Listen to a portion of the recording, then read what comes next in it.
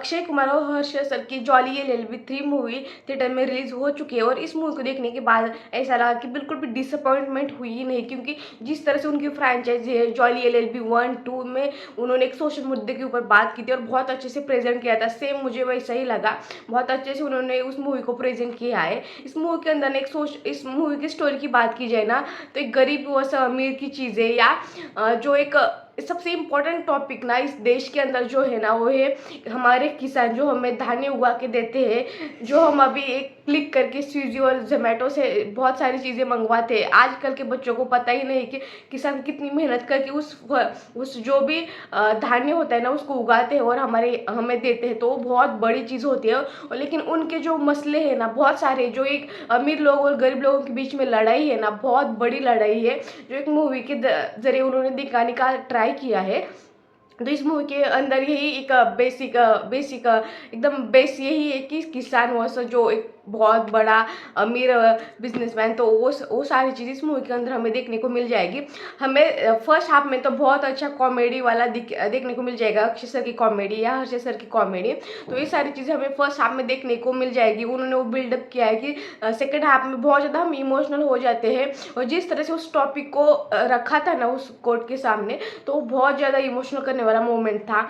तो उन लोगों की एक्टिंग इतनी ज़्यादा अच्छी लग रही थी ना, और इसके अंदर उस मुद्दे के लिए ना बहुत ज़्यादा मतलब कोई चीज़ें ऐसी मूवी देखनी चाहिए। और अक्षय सर की और केसरी की बात और है कि ये मूवी इतनी अच्छी आई है कि जो हमारे युवा पीढ़ी को देखनी ही चाहिए। तो मुझे तो पर्सनली बहुत अच्छी लगी, क्योंकि जिस तरह से जैसे जब हम बच्चों को पूछेंगे तो खाना कहाँ से आएगा, तो वो बोलते कि जोमेटो और जो भी ऐप होना है उनसे आता है, लेकिन उनको एक्चुअल में पता ही नहीं है कि उस खाने को यहाँ तक लाने के लिए जो प्रोसेस है ना बहुत ज़्यादा बड़ी है।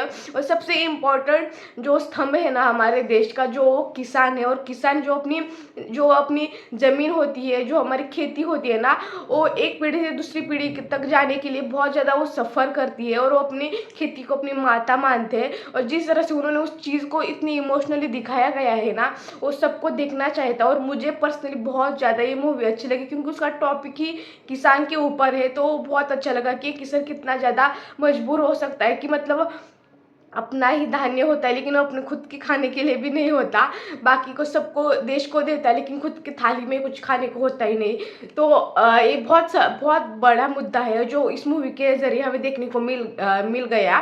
तो इस मूवी के अंदर अक्षय सर, हर्ष सर की, और सबसे इम्पोर्टेंट हमारे सौरभ सर की एक्टिंग बहुत ही अच्छी थी। और इसके अंदर जो जो रिलेशन या थोड़ा सा जो एंगल था ना, वो तो मुझे बहुत ज़्यादा पसंद आ गया, थोड़ा सा वो अच्छा था।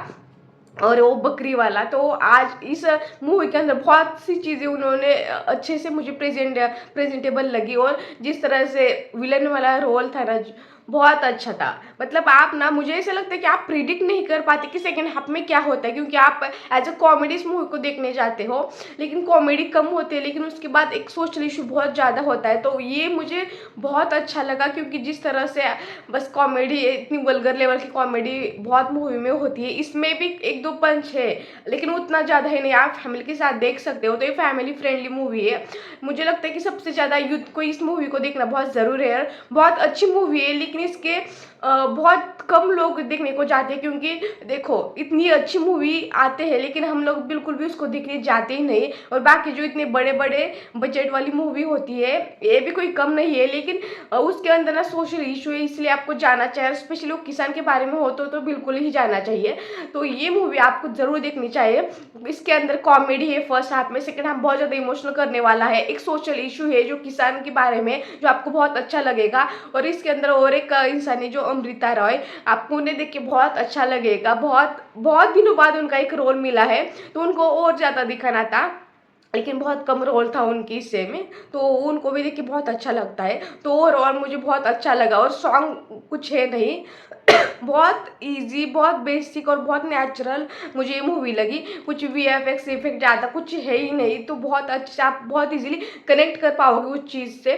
तो मुझे लगता है कि एक्चुअल गरीबी क्या होती है ना, इस मूवी को देख के आपको पता चलेगा। क्योंकि बॉलीवुड के अंदर जो गरीब इंसान होता है ना, उसके पास इतना बड़ा बड़ा मुंबई में घर होता है, इतनी बड़ी गाड़ियाँ होती है, इतना बड़ा कॉलेज होता है। एक्चुअल गरीबी किसे कहती है, इस मूवी को देख के आपको पता चलेगा। उसके अंदर के जो कैरेक्टर है, जो रोल करते हैं ना, उनको देख के आपको पता चलेगा कि एक्चुअल गरीबी क्या होती है। तो ये मूवी आप ज़रूर देखना और आपको कैसी लगी कमेंट सेक्शन में आके ज़रूर बताना। तब तक के लिए स्टे ट्यून।